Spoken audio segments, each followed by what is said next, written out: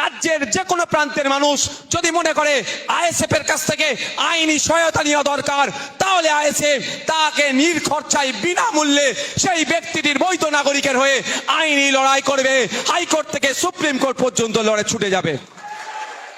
সেই বৈধ ভোটারকে একটা টাকা খরচ করতে হবে না।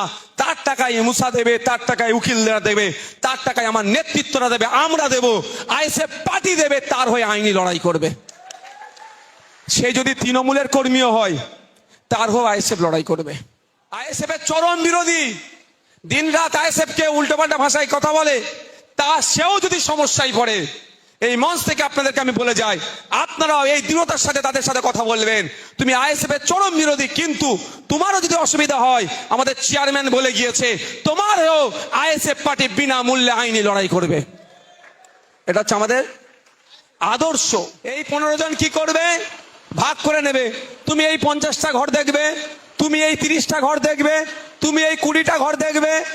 ফোনে চলে গেছে, কি বলে ওটাকে, লিঙ্ক চলে যাবে, ফোনে আপনার কাগজ চলে যাবে, যে তাদেরকে আশ্বস্ত করবে।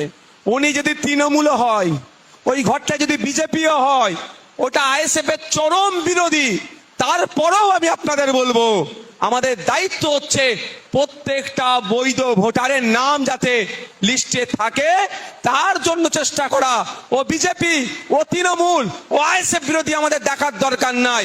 আমরা দায়িত্ব নিয়ে তার ঘরে গিয়ে তার সমস্যাটাকে সমাধানের জন্য তাকে বুঝিয়ে দিয়ে আসবো। এটাই হচ্ছে আইএসএফ অন্যদের থেকে তফাৎ।